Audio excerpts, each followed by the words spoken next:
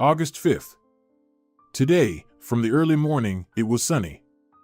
The heat was so intense that even in the shade, there was no escape from the relentless scorching rays.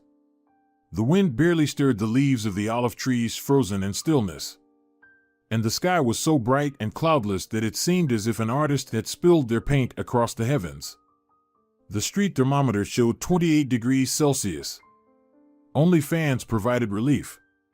On the street, with a small number of houses, lived 3 families and a lonely old man named Oscar Moreno Diaz.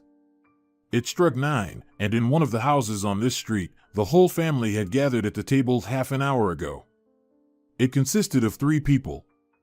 The family members were having breakfast and enjoying their day off.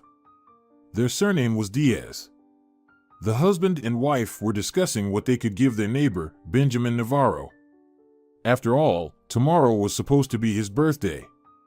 So, a party was planned, to which everyone was invited except for the old man, Oscar Moreno. "Well, what do you suggest we give Benjamin?" asked Martina Diaz, pouring freshly brewed coffee into her cup and then into her husband's cup. "Well, perhaps some good tech," replied Castor Diaz. "Tech? Yes. I think he already has plenty of different gadgets," Martina laughed. "He seemed to enjoy photography." "Then maybe we should give him a professional camera," suggested Castor Diaz. "I think that's a good idea. Although he had some old camera before.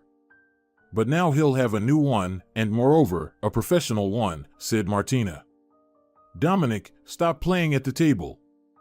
Martina shifted her attention to their 10-year-old son. "Are you going to eat today?" Dominic paused, but then resumed playing with his toy car. "Dominic, you need to listen to your mom," Castor said, handing him a newspaper. "Come on, eat." The boy glanced around to make sure no one was watching and gave a little meat from his breakfast to the dog, which was lying on the floor, sticking out its tongue from the heat. Dominic didn't always like to eat in the mornings, so he fed the pet. "Dominic, I see everything," the man said, still reading the newspaper. Then he quickly put it down and looked at his son. Castor smiled at him and brought the cup to his lips. At that moment, Martina approached the sink to wash the dishes. There was a window above the sink, overlooking the street. After a moment, Martina let out a short laugh and stopped washing the plates. "What's so funny?" Castor asked with interest, setting aside the newspaper and shifting his gaze from his son to his wife. "Oh, old man Oscar is out again. Wandering down the street and collecting empty bottles. He's humming something there too." Same old," Martina replied. Castor walked over to his wife, finding the scene equally amusing.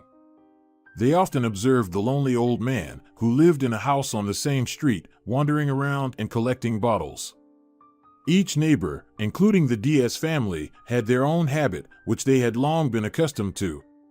This habit involved throwing garbage into his yard for a laugh. They knew for sure, the old man definitely wasn't offended. He didn't care. The old man had no wife, no children. He was 60 years old. All that was known about him was that he moved to this town in the early 2010s and settled in an empty house. He never wanted to make friends, but he didn't hold any grudges either.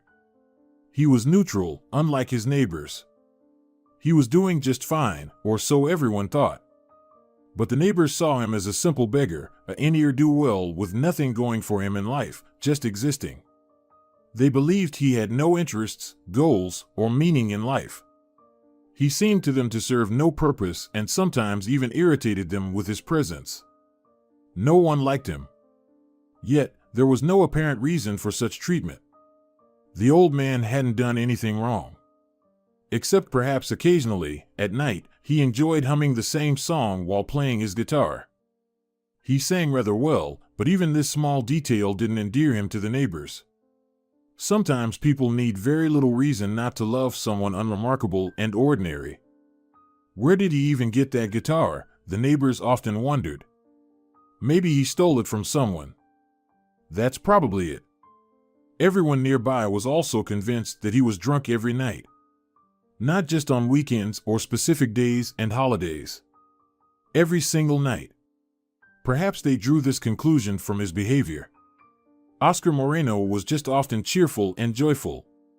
But whether he was truly drunk, no one could confirm. In the summertime, Oscar almost always wore the same clothes, pants, a shirt, and a straw hat. Does he ever buy new clothes for himself? No, what's the point? It was known that he hadn't worked anywhere for a long time.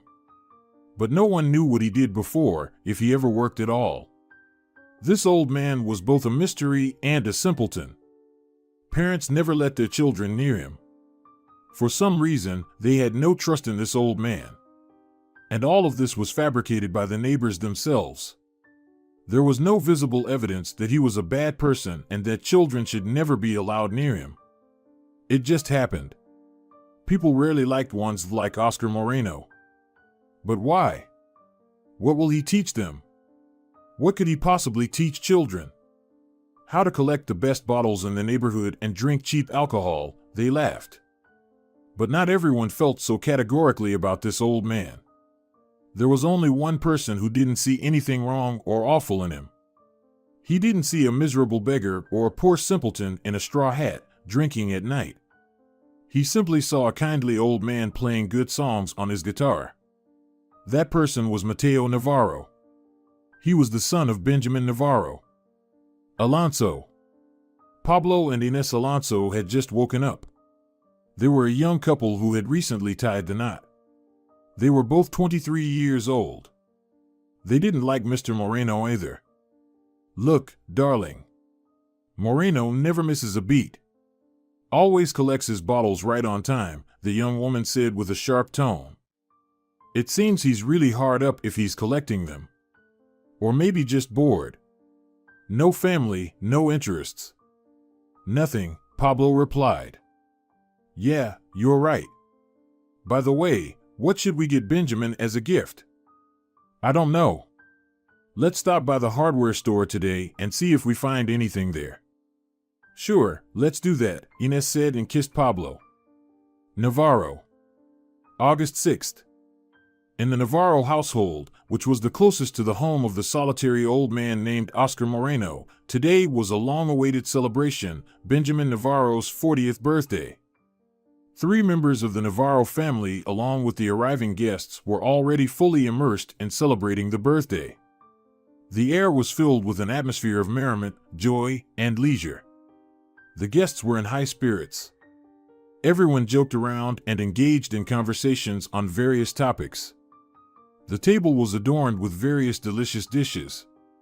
There were tacos, enchiladas, churros, pumpkin empanadas sapapillas, and chicken burritos. Alcohol-wise, there were tequila, mezcal, and beer. And for the children, there was watermelon juice and champorado. As it was said, Benjamin had a 10-year-old son named Mateo and a wife named Ursula. Besides the invited guests, neighbors also came to the celebration. Martina and Castor with their child Dominic. The young couple, Pablo and Inés Alonso.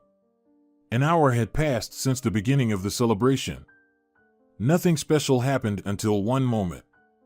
Well, my dear friends, I'm glad everyone could come and join me for the celebration. I really appreciate it. Let's have a toast, Benjamin said, raising his glass. Hurrah, everyone cheered. And I'm really impressed with your gifts, Benjamin said with a slightly tipsy voice. Honestly, I don't know which one is better. Each one is better than the last. Everyone laughed. By the way, who lives in the neighboring house? One of Benjamin's work friends asked. Oh, it doesn't matter, Ursula waved cheerfully. A beggar and a drunkard, Inés said with a laugh, hugging Pablo. Is that true? Of course. Yesterday he probably collected a record number of bottles, Martina said. Because he was clanging them all morning. As usual.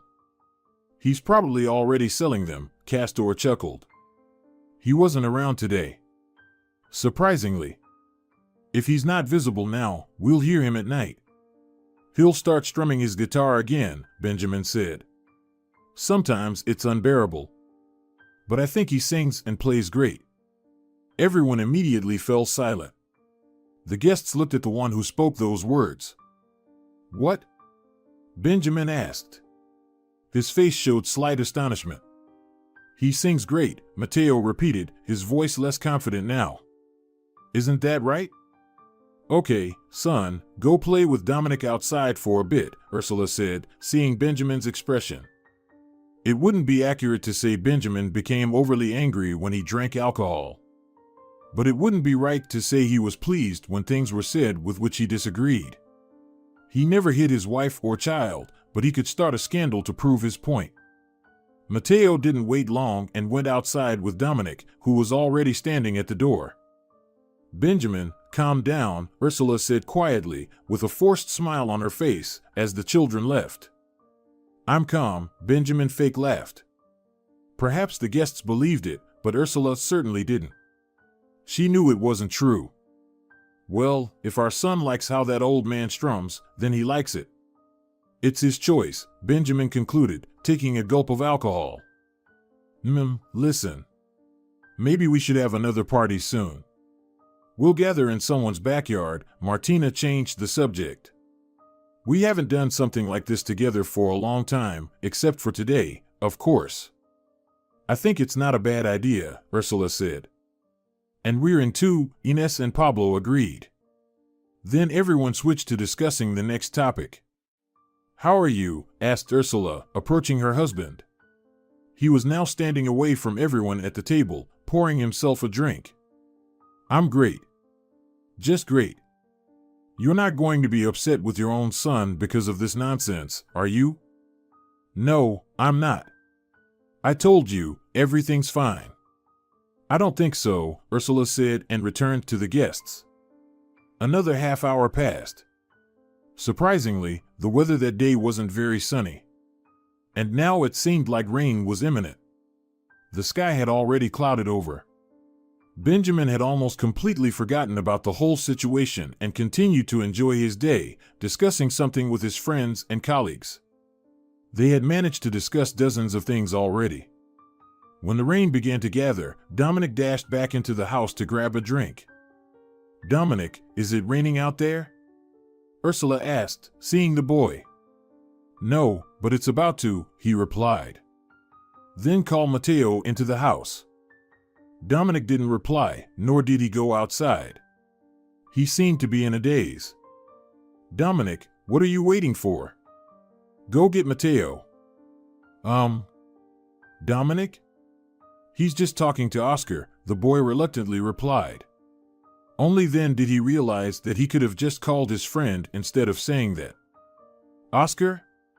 Benjamin asked. All the guests went outside. And now everyone finally saw the old man. Those who had never seen him before and those who saw him every day. He was standing next to Mateo near the edge of the road, closer to the Navarro's house. Both of them were chatting and laughing happily. "Oscar, what the hell are you talking to our kid for?" Benjamin shouted. "Dad, he didn't do anything," Mateo said, turning quickly to face his father with a frightened voice. "Mateo, you don't understand much yet. Please go inside," the father said, clearly agitated. "But, Mateo, go inside. And take Dominic with you." Mateo's face immediately fell. He took the kite that had been in Oscar's hands before. When the boys disappeared behind the door, Benjamin spoke again, turning to the old man and forcing a smile. His hands were by his sides, a stance that usually indicated dissatisfaction. Then he lit a cigarette and exhaled smoke in Oscar's face. "We seem to have told you not to approach or talk to our son, Oscar," Benjamin said slowly. His tone indicated as if he was talking to someone deranged. "Benjamin," Ursula said quietly. "Wait. Mateo just asked for help with untangling the kite." "I barely spoke to him," Oscar calmly replied. "Is that so? Then you should have just ignored him altogether," Benjamin said. "Understand us correctly. We don't approve of you approaching our children at all. And of living here, in general." "And what's the reason?" Oscar asked calmly. "Tell me, why do you hate me so much? You want a reason?" Frankly, we just don't like you. You wander around here with your bottles, jingling them. You drink every day. I don't drink, Oscar said, adjusting his hat, in the same calm voice. But that's not how it seems to us. Anyway, I think you understand, and there's no need to explain further, Benjamin said. Have a good day, the man forced a smile again. Everyone returned back to the house. Oscar stood by the road in the same spot for some time. His expression was sorrowful. Then it turned indifferent altogether.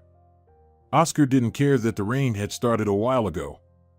He was preoccupied with something else. August 7th, 12:30 a.m. The guests had left just after midnight. But when only the residents of the houses on this street remained, they gathered again. They gathered and threw their trash into the old man's yard. Mateo observed this scene vividly from his window on the second floor. He could never understand why everyone constantly dumped garbage in the yard of this old man. What had he done? He seemed like a good and kind person. What was wrong? If his parents allowed, he would have liked to spend time with him instead. But it was not meant to be. August 9th. On Benjamin's birthday, all the families agreed to meet at someone's backyard. It was decided to have a mini-party at Castor and Martina's. Until the 9th, everyone continued to throw garbage into Oscar's yard. Surprisingly, it was always clean there. They constantly littered his yard, and he constantly cleaned it himself. The old man never asked why the neighbors behaved like that. Maybe he thought it would be pointless. It's strange, after your birthday, the old man hasn't sung at night even once. And he seems to be seen less often, Castor said. Doesn't it matter to you at all? Benjamin asked. Well, I don't know, maybe I like his songs, Castor said with a serious face, then laughed out loud a second later. Don't scare me like that, Castor. I'm worried about you, Benjamin replied. Well, what can I say? The man continued. Okay. Dominic and Mateo played with the Diaz family dog. Suddenly, Mateo noticed a familiar figure walking down the road. It was him. The universally disliked old man. Oh, here he is. Again, this old man walks here and annoys me, Martina said, adjusting her glasses. She brought a glass of alcohol to her lips.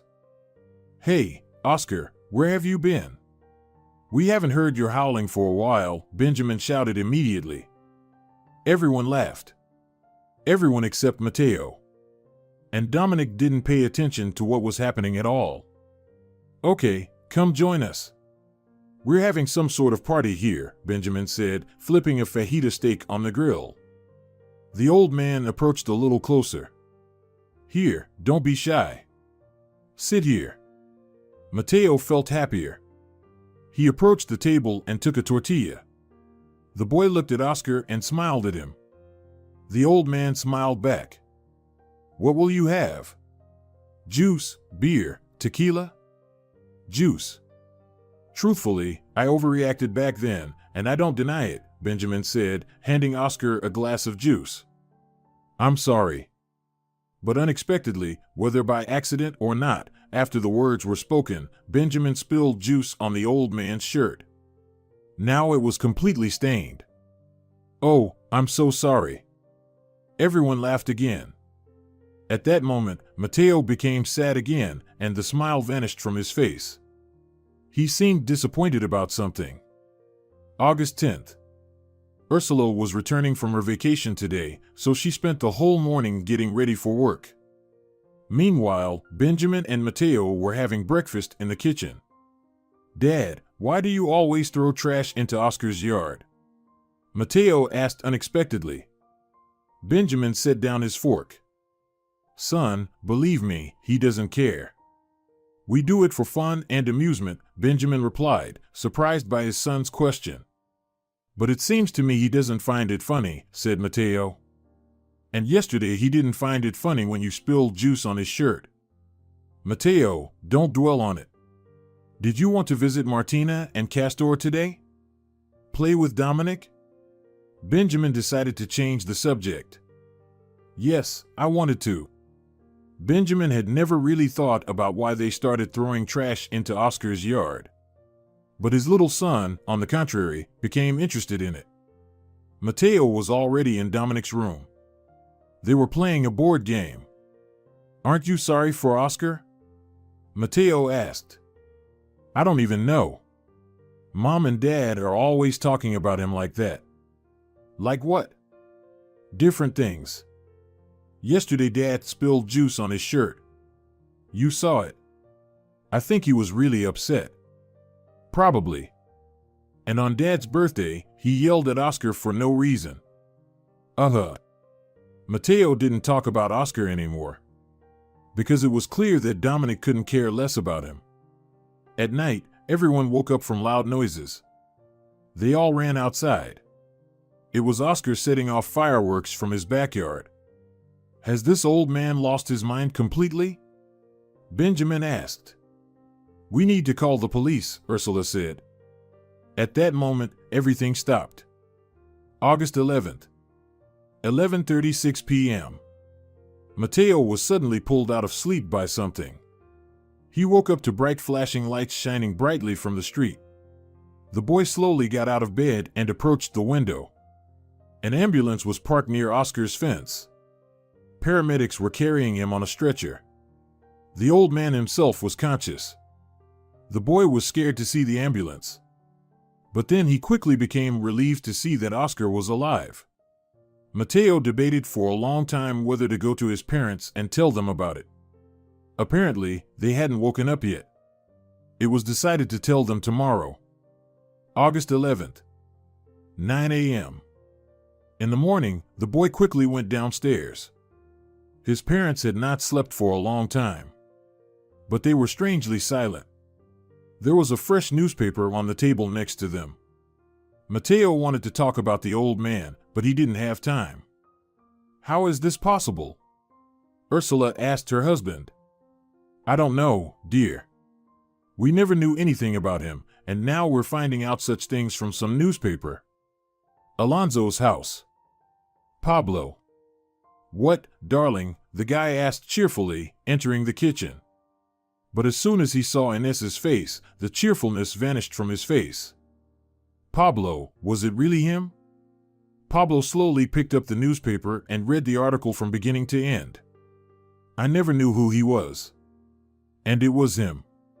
It was the old man we constantly humiliated and threw garbage at. Inez. It was him. It was Oscar. Do you understand?" Inez said, tears in her eyes, in a hysterical tone. "Darling.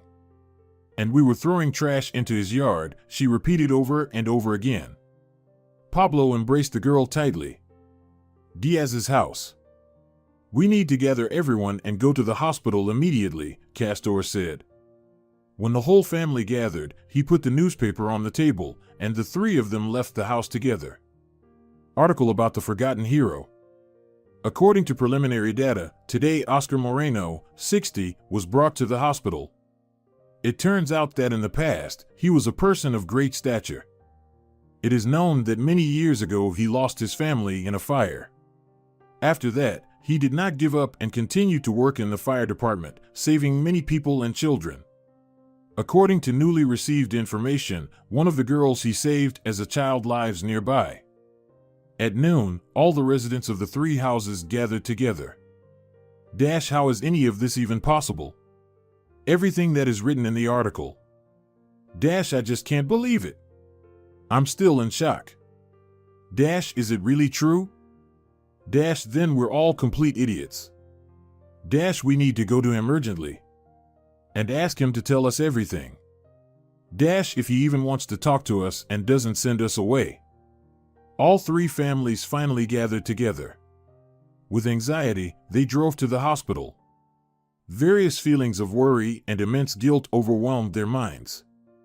They had lived alongside a man who had dedicated almost his entire life to saving other people, yet they had littered his yard with garbage. He had lost his family in a fire, and they had thought he was never needed by anyone. At the hospital, they were told that Oscar had a minor concussion from falling at home but managed to call an ambulance himself. Now, the man was resting peacefully and was due to be discharged. "You can take him if you are his friends," the doctor said. "Yes, of course." Finally, the old man emerged from the ward. He had been the sole topic of conversation for these three families, and now he stood before them. Oscar was greatly bewildered. What are you doing here?" Oscar asked incredulously, already putting on his familiar straw hat. "And you all came together. Are you going to litter here too?" Oscar, we all know about you." "Well, not all. Just what was written in the newspaper." Oscar paused for a few seconds. "So, what do you want?" "We want forgiveness. We're interested in knowing what happened to you." "Very interested." "Of course, if you want to tell us. And even if you don't forgive us, we want to know that you're okay. We'll never litter your yard again. We'll always help you with money if necessary. Oscar, please forgive us. Please. We were real jerks and idiots. Please forgive us." Suddenly, from the crowd, Ines approached Oscar. "Oscar, is it true? What's written in the article about saving the little girl? And that she lives next door to you? So, that's me? Well, my dear neighbors, I'll tell you everything, but definitely not here. And it will take an hour, or even 2. Even 10. Do you really forgive us? Are you ready to tell us your personal truth? To reveal yourself after what we've done? I'm not sure yet. We'll see," the old man chuckled. They all headed to their familiar street. Oscar himself suggested they go to his house. "It's so beautiful here," Martina said, looking around. She wasn't the only one who thought so. There were many photos and frames on the sideboard in the living room. They depicted children and a young girl. On the table lay that same guitar. Oscar instructed everyone to sit in comfortable seats. For about 5 minutes, he simply remained silent, as if pondering everything that had happened that morning. Was it even necessary to tell them about his life? Perhaps it was worth it. At least for the purpose of finally making them understand him. To learn the real truth. After 5 minutes of contemplation, Oscar smiled kindly. He looked again at the entire living room where the neighbors had gathered. Their eyes showed sorrow, and it seemed they wanted to repent even more. Sincerely, without mockery or laughter. Then Oscar looked at Mateo. His eyes were the most fervent. It was evident he was in strong anticipation. The man always knew that this boy treated him somehow differently. Not like everyone else. The old man approached the dresser and took one of the frames. It depicted a very beautiful girl. Now, he seemed to care little about how the neighbors had treated him all this time. He just wanted to pour out his soul. "Yesterday I set off fireworks. You must have heard and probably were very displeased. I understand you. But it wasn't just for no reason.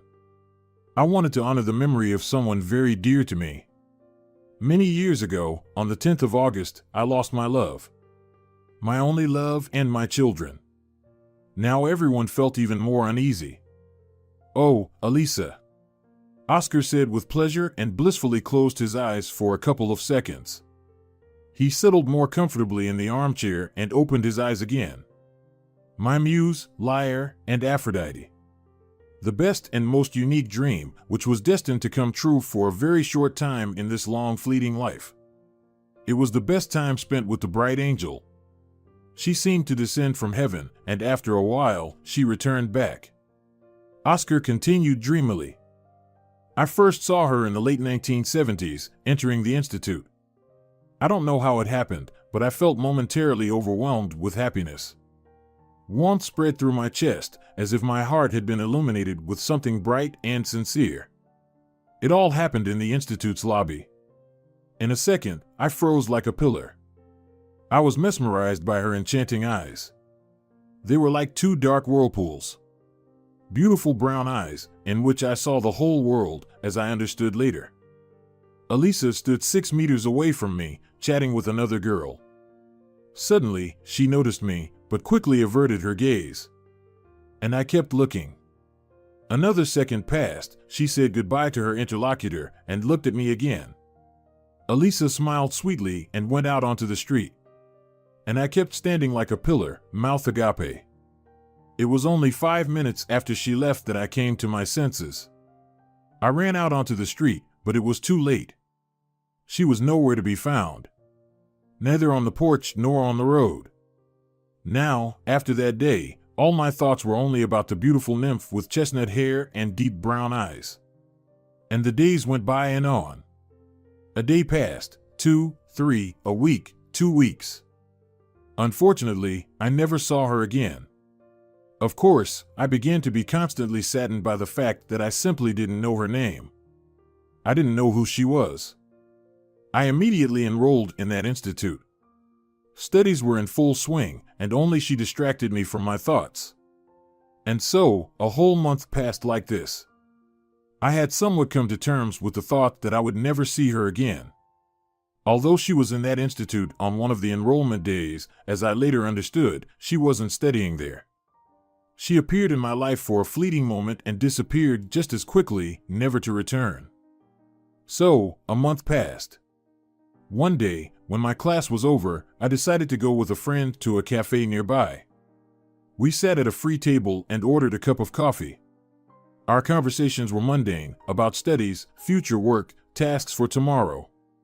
My friend was discussing girls from the institute, but I didn't care. Presumably, initially, he thought I was not traditionally oriented, Oscar chuckled. But suddenly, quite by chance, my gaze fell upon the window. And then, fleetingly, I glanced at the person sitting by that window. Then I looked again, just to be sure. And as you may have already guessed, I was greatly stunned. My excitement became so intense that my palms grew sweaty and my heart pounded twice as fast. My soul wanted to leap out with happiness, and a storm of emotions began swirling endlessly in my head. It was her. The mysterious and alluring stranger with enchanting eyes. She was engrossed in reading some book and smiling as sweetly as she did back then. As she smiled at me in the institute hallway. She hadn't noticed me yet, and I was too afraid to even move slightly. My mood instantly lifted, and I couldn't take my eyes off her. My friend Durant had stepped away to the restroom at that moment. And I pondered many times before approaching her. The whirlpool of endless thoughts overwhelmed me. She must have a fiancé. She's so beautiful, I thought. I didn't approach her while I was alone at the table. Finally, my classmate returned. He immediately noticed that I had been staring relentlessly somewhere and how pale my face had become. Durant also looked in that direction. "Do you know her?" he asked cheerfully. "No," I quickly replied. "But would you like to?" "Well, I don't know," I said hesitantly. "Then you do. She probably has a fiancé. She's so beautiful and, presumably, very smart." "You won't know until you try, my dear friend," he said, taking a sip of his coffee. "But, come on, go talk to her and introduce yourself. Otherwise, you'll regret it later. I can see how you're trembling, and look, your palms are already wet. Obviously, you're really taken by her." "I don't know." "I'll call her over now," Durant said, already turning towards her. He opened his mouth. "No," I exclaimed, closing my eyes to calm down. "I'll do it myself." And finally, I gathered my courage. Up to that moment, I had only had one relationship with a girl, so I wasn't skilled in these matters. And I had very little confidence back then. But still, I decided to approach her. I stood up from the chair and walked towards her on shaky legs. It felt like I was walking for 5 whole minutes, although it lasted less than a minute. Finally, stopping right next to her table, I smiled like a fool. She looked up. Through her eyes, I sensed that she remembered me as if. "Hello," she said calmly, smiling sweetly. I opened my mouth but couldn't greet her. I felt like a complete idiot. Looking into her eyes, I started drowning in them again. Would you like to sit down? There's space here. I sat at the table, right in front of her. Up close, she was even more beautiful. Good day, I said as if it wasn't my voice. All of this was due to nervousness. Did you want something? She asked with the same calm and steady voice. Me? No, I mean yes. Of course, yes. Yes, I wanted, I said and fell silent. I wanted to run out of the cafe so as not to embarrass myself anymore. I must have blushed so deeply at that moment that I resembled a tomato. Well, so what? She said slowly, still smiling. Her calmness and composure shook me. Actually, I coughed slightly. Actually, I wanted to get to know you. Very much. If you don't mind, of course, I added the last phrase in a quieter voice. She chuckled softly. All right. Let's get acquainted. All right, she said. What's your name? Oscar, and yours? Elisa. My heart wasn't pounding as fiercely anymore, and the atmosphere became much calmer and cozier. Now, it felt like I was next to something familiar and long known. It felt so good and warm inside. Elisa mentioned she remembered me. On the day we first met, she had stepped out onto the street. Elisa also admitted she waited for me to come out of the hall. Unfortunately, that didn't happen. So, she left. But now, we met again. What else could it be if not fate? In the end, we got to know each other successfully. It turned out she was also 20 years old, just like me. On that day, she was in the Institute's hall because her father worked there.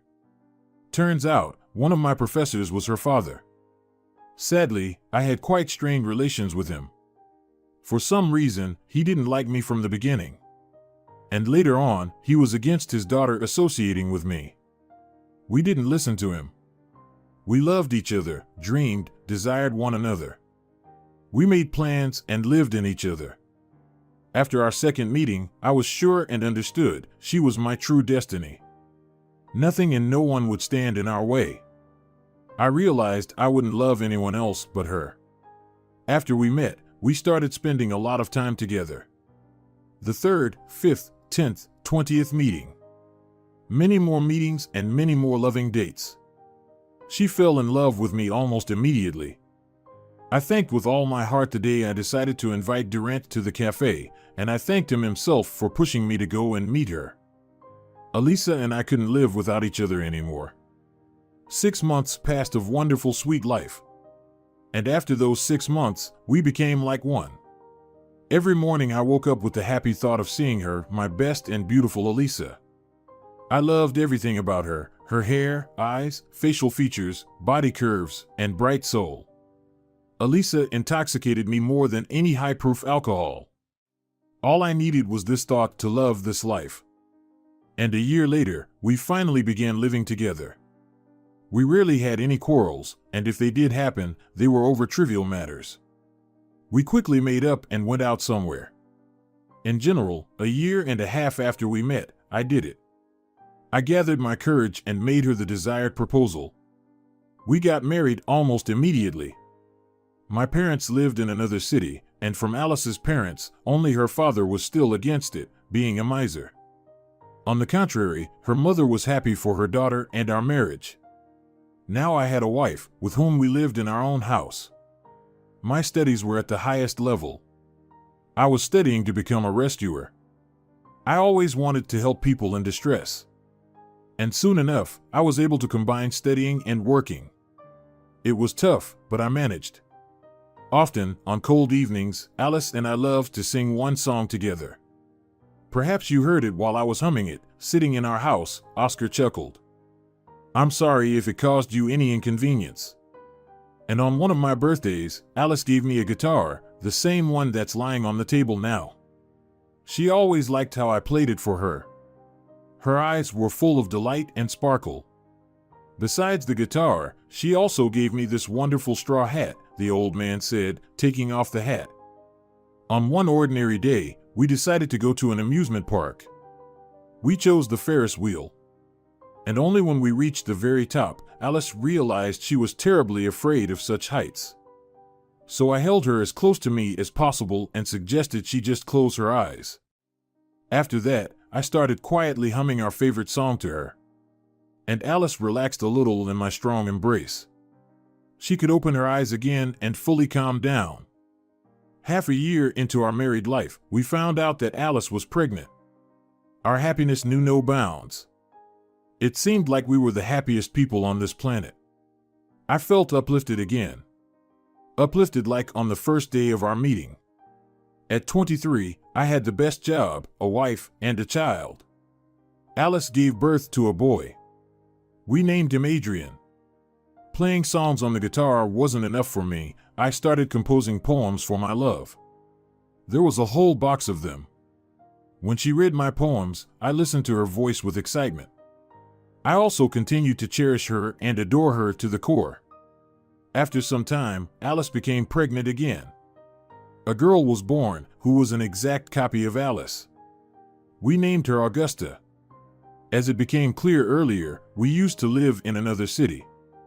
Alice was involved in sewing various clothes and making jewelry. And as I mentioned earlier, I loved saving people. Working in the emergency services, I fervently believed that I was doing the best thing possible. So we lived together for a whole 6 years. 6 years soul to soul. 6 years of pure joy, happiness, and eternal pleasure. A life full of harmony and fulfillment. Adrian was already 4 years old, and little Augusta was 3. But one day turned my life upside down forever. It influenced everything. Absolutely everything. It was the most horrible and inevitable event in my life. That day was August 10th. I had a shift at work, and Alice had a day off. The three of them were at home. Unfortunately, at home. Oscar's face became the opposite of what it was. He continued. Then, I returned from work. I didn't have to get close to the house to understand what was happening. Huge clouds of smoke were rising into the air above our house. And the fire was so bright and blazing that it blinded the eyes. The fire truck was already parked nearby. "Where are they?" I shouted. "Who?" the firefighter asked without thinking. "My children and wife? They're being rescued," he replied after a few seconds. I wanted to rush into the house. I heard them calling for me. But those cries were already beyond consciousness. I heard and saw nothing. I just wanted to save them. But even that I couldn't do, because the next minute, one of the firefighters carried out 2 bodies. Another firefighter carried out the 3rd body. They were all unconscious. I hurried to them. Now they were lifeless. Medical assistance was attempted on the spot, but it was futile. Now, once joyful and lively faces had turned into silent ones with permanently closed eyes. They no longer spoke or laughed. My children no longer called me daddy, and my wife, her beloved. They were dead. For a long time, I didn't want to acknowledge it. Didn't want to acknowledge that damn fire took their lives. The life of my Alice and the lives of my precious children. The whole house simply burned to the ground. At work, they offered me to take a vacation. To recover and rest properly. But I didn't need rest. If I had gone on vacation, it would have been 100 times worse. And then, it was decided. Decided to find all the strength and move on. To help people like them and not allow them to die like that. I always tried to save as many lives as possible. And I knew Alice would only be happy about that. Happy that I didn't drink myself to death and didn't lose myself. Happy that I continued to live on, even though it was with great difficulty. I continued to cherish and seize the best moments of this fleeting life. By age, I was already entitled to a pension. So I decided to leave that city forever. Never to return. I moved to different cities. One city, then another, and a third. Nothing suited. But then, I stopped at this one. I no longer worked, lived on a pension. But one day, I saw a house on fire. There were no firefighters yet. A girl was standing near the porch, begging for help. Please help. My little daughter is inside. Please. I didn't say anything. I rushed into the house, found the child, and pulled her out. It was you, Ines. Ines shed one tear, then another. Then she started sobbing and approached Oscar. She didn't say anything. She just hugged the old man tightly. He didn't expect this. And he was shocked again. I'm sorry, Oscar. Please forgive us. I was so stupid, Ines said through tears. And then Martina and Ursula joined her. Pablo, Benjamin, and Castor were in complete shock and regret. They pondered all this information. Undoubtedly, they felt very sorry for the old man. They all hated themselves for what they had done. I never thought you were a bad person, Oscar. Mateo ran up to the old man and hugged him. Thank you, my dear. Thank you. And let's fly a kite on the weekend. Well, I don't know. That's up to your parents. Mom, Dad, can we? The child asked hopefully. Of course, son, we can. Of course. Now, almost every weekend, neighbors loved spending time with Oscar Moreno. At every opportunity, they apologized for their terrible treatment of him. They helped him with money and no longer allowed him to collect bottles. In the evenings, they listened to his songs. On one of the holidays, Oscar and Mateo, as usual, flew a kite. The sky was azure and clear. You're my best friend, Mateo said. And you, Mateo. Forever my best little friend. Dear viewers, if you enjoyed the story, please support the video by liking it and leaving a comment. Thank you very much.